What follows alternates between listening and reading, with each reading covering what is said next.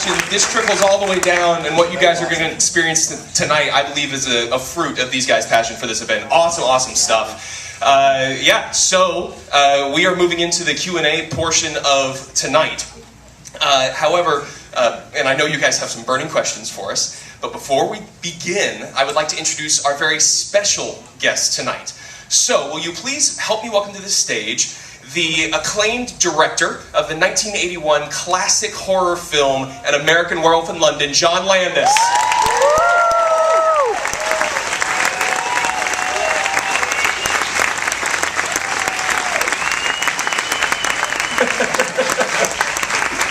You get your name on the chair. You're the only one. I want you to know that back there, the other two guests, and the three of us are in the dark standing up, and they're saying, and this is so cool, and this is so cool, and we're like standing there and you can't see anything.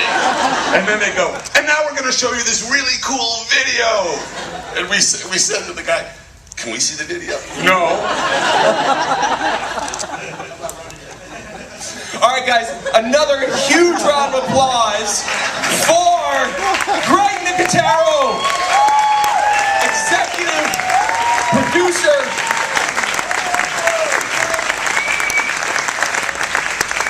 special effects makeup supervisor of AMC's Walking Dead. Why does John get his own chair? I'm gonna sit right here. This chair feels really good.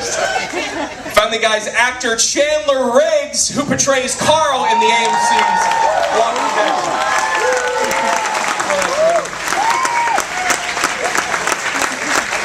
Okay, full disclosure. Earlier this evening, these two guys taped me for something else that's totally non-related and everything. And when I came on the stage to be filmed, they had this chair. And I said, take that over to the stage where we're appearing because it will piss Nicotero off. I asked him to bring my chair over and I got the normal chair. But how was the video? Because yeah, like John said, we saw nothing. You know, wait a moment. What? May we see the video? Show it again. Can we run the video again? Is that possible? You guys want to see the video again anyway, right? Everyone in the booth is like, oh my gosh! I don't know if they can. Can you? Yeah, they're working on it. We stopped the show dead. John, you screwed up the whole run of show for them. Oh, they do it? Everything's delayed 6 minutes now. There's a screen over there too. We're all ready for this. But then again, no one's ever ready for Jack.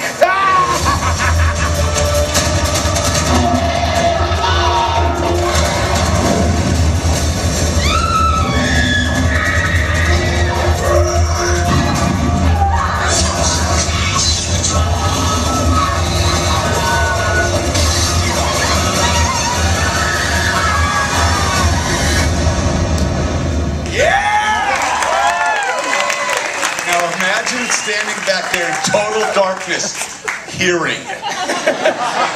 That looks like the Portofino Hotel lobby to me, but still pretty cool.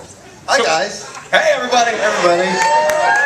So you guys would know we will be taking your questions in a second. A member of our PR team will bring you a microphone. So raise your hand if you have a question.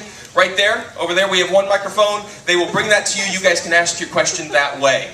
Now, to start things off, this Wednesday night, we have the team member preview for this event. And I heard a lot of screams coming from the Walking Dead house. So how excited are you guys to see, this is for Chandler and for Greg, how excited are you guys to see Season 5 of AMC's The Walking Dead come to life at HHN 25? It's awesome for me because like I've gone through and like lived in, well, not lived in, but like I've gone through those places before and like interacted with the things that, like, and it's just to see the environment recreated around me is a really, really cool experience. You know, John said something very interesting today. We're talking about television. We're talking about the fact that when, the difference between movies and TV. And TV, we're in your living room, we're in your kitchen, we're in your bedroom, we're in all these places in your house. So there's a familiarity with the material that we work on every single day. So the fact that fans that love the show get to experience it live action, that's great. I mean, you can't get any better than that. So, Chandler and I, he flew down today. We're still in the middle of shooting season 6, which premieres October 10th, 11th. October 11th. I got to give a little plug. But You're allowed, on right? AMC. Totally okay. I'm allowed to do that? Oh, absolutely. All right, Do whatever you want. I'll give you $20 later. Thank you, sir. For the ad time. Sorry, guys. No, but it's been a great season. We've been working really, really hard. So this is a little bit of a vacation for us because we get to come down and share with you guys the experience of seeing The Walking Dead live. So it's a really great honor. So thanks for everybody for having us here. That's it. I'm going to interrupt again, just to piss off Jim Timing. But what I have to tell you that for me, what's extremely cool about this night, not just Halloween Horror Nights, but this night, is Greg Nicotero, who I've known for many years, was this nerdy little kid in Pittsburgh who was fascinated by makeup and horror effects. I'm still nerdy, by the way, but that's okay. And he came to LA and started this makeup company with 2 other guys called K&B. And they were the guys, they had to compete. So first of all, they were the guys who were the cheapest. So they got a lot of work. And then they actually got better and better and better. And, they're the people who do all the work on Tarantino's movies. And these guys are great. They work all the time. And so I've known Greg for a long time, pouring plaster and sculpting and shit. If you're filming, I should be recording this. if you're filming me, I'm not filming you. I'm just taking a I'm picture. not going to say anything nice. You're not going to say anything nice anyway. No, what I am going to say is Greg is now, he's still a creepy little nerd. But what's interesting, no, seriously, I'm fine with Greg, that. very cool. What's cool for me is knowing him for how long? Really a long time. 20 years. Yeah, at least. And what's amazing is that Greg goes from being a gifted makeup artist, continues, he directed a little short, he goes down and keeps working, and now, he's the executive producer of, what's it called, The Walking Dead? No, way more than that. How many, you've directed now, 14? 14 hours of that show. And it's like, I'm very proud. I'm very serious. It's great. Thanks, John. I could have done without the what's it called before Walking Dead, but that's okay. But something else about horror is there's so much love in the event. This one, guess what? You should do this in February on Valentine's Day next year. Wait. Halloween. Do like Valentine's Horror Night. When I met this one, Aiello, he was Elwood at the Universal Tour. Oh yeah. It's true. So I'm taking full responsibility for his entire career. And now you have a title. What do you call it? You have a new title. Yeah, it's a really long one. Director of Creative Development for Universal Orlando Entertainment. Yeah. That's the official title. It's a really long business card too. It's about that long. Yeah. Jim, who cares? No, actually. That's why I love you. No, actually, I've known Jim for many years too. 20. Well, before you were here. Yeah, LA, back in LA. It's. So I'm delighted to be here. And who has not been to Halloween Horror Nights?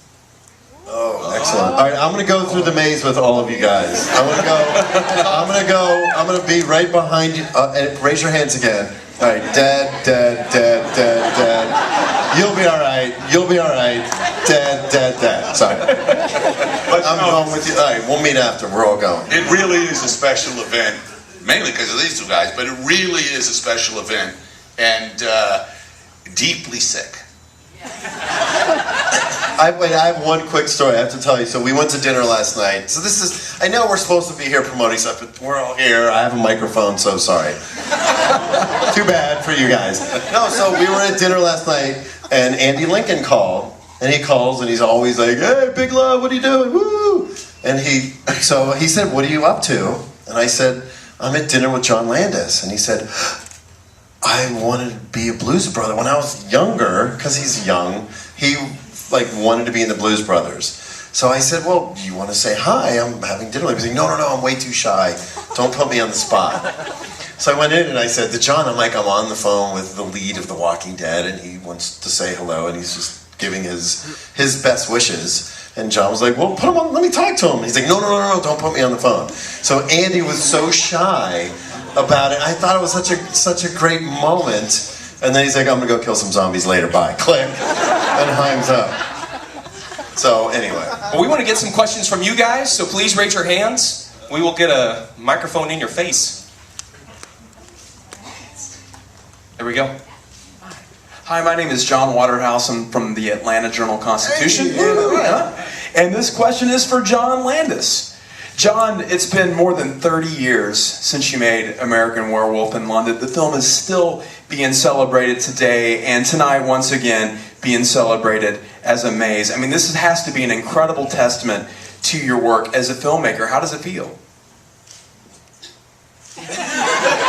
Strange.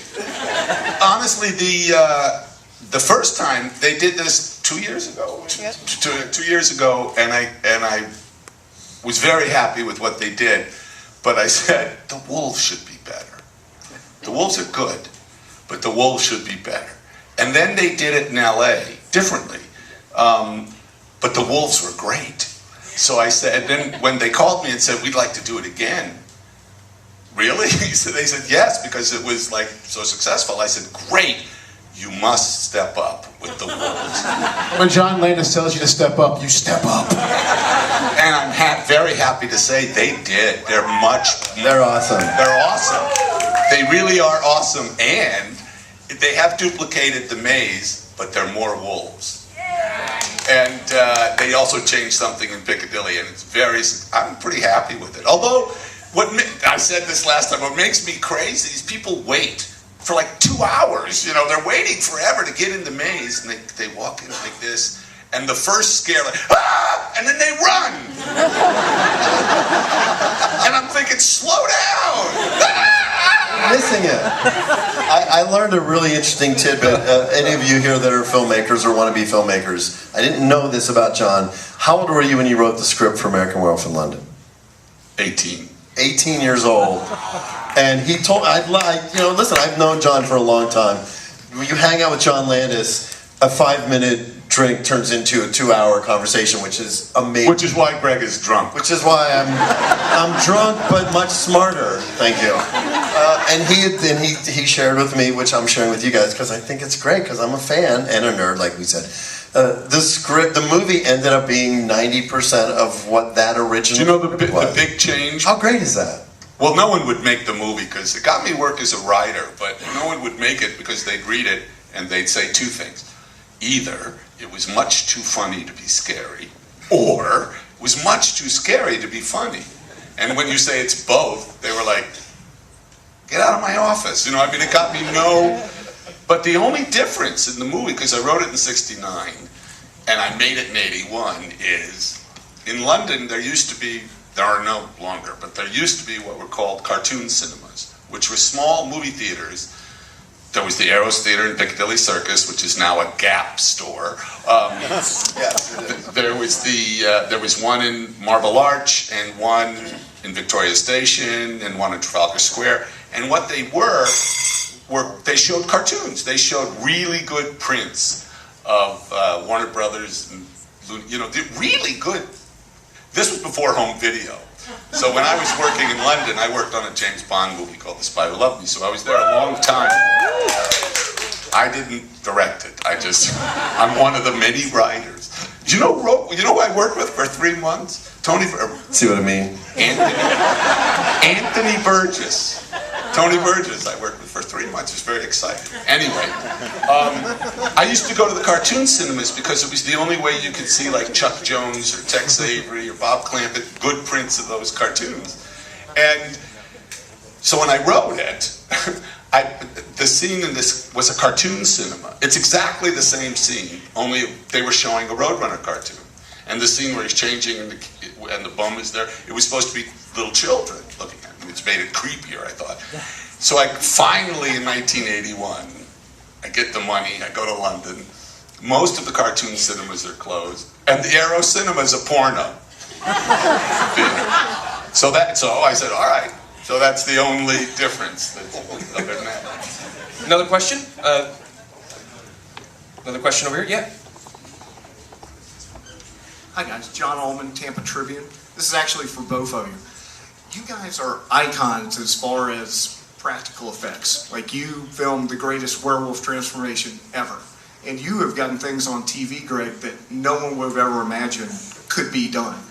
How important is it to have something like Halloween Horror Nights for the younger generation, for them to be able to experience practical effects up close and personal instead of CGI? Listen, that's a great question. I mean, on The Walking Dead, the thing that is the most exciting for me is that it opens practical makeup effects for a younger generation.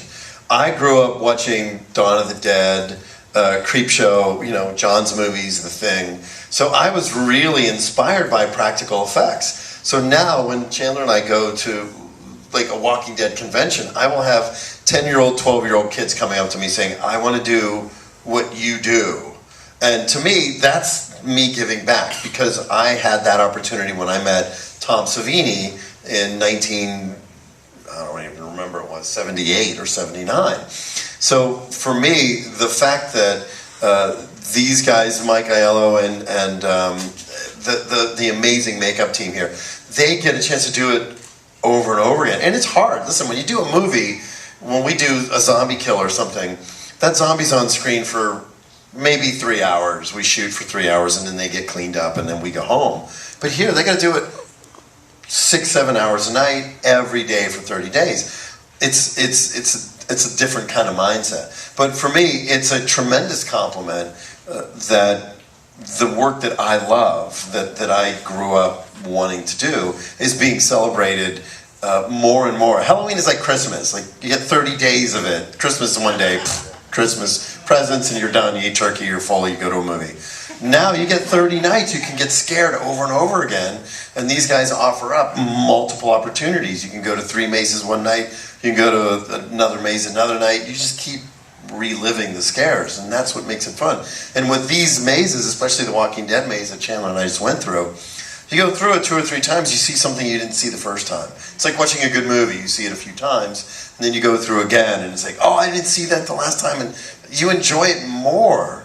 You know, and then you're like, oh, they can't scare me, and then something else scares you. So that actually brings up an interesting question. If I'm correct, Chandler, is this your first time at Universal Orlando's Halloween Horror Nights? Yeah. It is. So, what did you think of walking through the Walking Dead house, seeing it? Like, what were some of your thoughts? What were some of your favorite moments? Yeah, it was so cool just to like see all the walkers again actually like scaring me, because usually it's just like, you know, they're just zombies on the set. It's like not that big of a deal, but then when they're actually like there and scaring you, The zombies are at craft service. yeah. it's true. There's like they're eating popsicles and they're hot and they're sweaty. And When you guys also, you did a lights on of American Werewolf, right? You know, here's the truth. And I was upset when they went through it. I said, why did you take Chandler? Wait till the dark. Because these mazes, for me, they're like strip clubs or bars. It's supposed to be dark when the lights are on.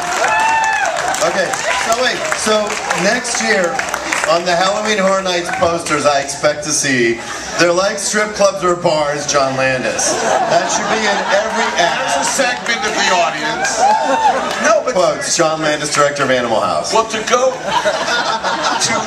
add to what Greg said, what I like about what these guys do in Halloween Horror Nights, in fact, theme parks in general, what I enjoy is the theatrical part of it. The fact that it's live theater. It's literally live. They now call it immersive theater, but it's legit. It's live theater, and they do song and dance. They do, you know, it's not just boo. They're creating ambiance. They're building sets. They're doing, and for the people working here, it's quite an opportunity to get some chops, you know, to learn your job and to experience live theater. It's something. I mean, for me, that's the most impressive thing. I mean, how many people are put on for Halloween Horror Nights? In total, like who we employ for the Yeah. event? About 1,200 a night, per night. Per night. I mean, just for this, 12, and you know, 800 of them are like made up and stuff. And then there are the scares. When I was here 2 years, is that guy here? Is that dentist here? That guy, the lawyer, the guy who comes. Oh no, not this year, but no, that's every. The lawyer is the scariest guy here, by the way. No, tell me. Sure. No, the lifeblood of the event are the characters that occupy the maze. Characters. That's TM. TM. We have lawyers in the room we're watching. No, they left a long time ago. John Landis is here. Plausible deniability. But so John, you think that I ruined it for, because here, all right, so let me ask a question. I don't think you ruined it for him because he's an actor. That's what you said backstage. I think you ruined it. No, but coming from a special effects background, and all of you guys know, part of the fun is peeking behind the curtain. When I get to come down here, I love going through the mazes with the lights on because I get to see the artistry. Yeah, but you're a professional. I don't know. So is he. Here's a good point, though. No, that's it. I'm now going to be referee. But you bring up a good point, though, because we, not only do we run the event 30 nights, but we also offer lights-on daytime tours. I hate it. Of the mazes, but and here's the thing. People enjoy. Mike, disengage. Oh, disengage. You're never gonna win. Who else has wait. The guy we could do this all night. Guy from Atlanta. Do you know what I learned about Chandler just earlier back there? I think this is so cool. I said, "Where do you live?" And where do you live? Atlanta. I like north of Atlanta. What was the town? Where are you from? It's called Woodstock. From Wood. If one person didn't go, woo, I would have been pissed. She's the other Woodstock. She's having an acid flashback. but what's so cool is I said, wait a minute, you live there? He goes, yes. I said, how long have you been on the show? 5 years.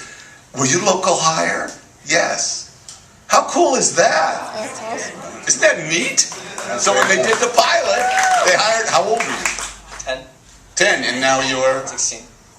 So it's been 5 years since 2010. Oh, okay. We gotta do math up here. I personally found that very cool, because he's a good actor. Very good. Well, you guys, yes.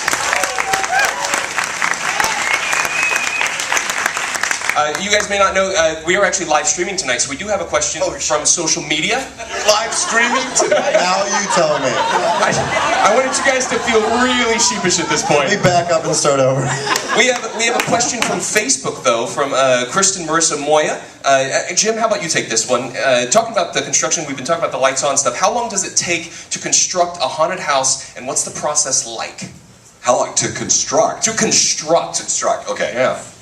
Construction actually begins about May 1st, or ish, right around May 1. So from May 1 to the opening of the event, you're looking, several months. Design process from concept on, we're in concept now on next year's event. So opening night is tonight, we're already in concept on 2016, can't tell you what it is. It'll be awesome, trust us. But physical construction starts May 1 on haunted houses. So it's a huge, long process. You can imagine building 9 of them. Everything that goes in, from scenic, all the decor, the special effects, lighting, audio, video in many cases. It's a long, long process that takes hundreds. Halloween for us literally is year-round, over 365 to create. I just want to say there should be a maze of this panel next year. I would go through it every day. More questions? More questions? Down front. Yeah. There we go. Hey guys, thanks for joining us. Aaron Sagers with Blaster.com. Hey, how are you? Hi, Good to see you. Good to see you.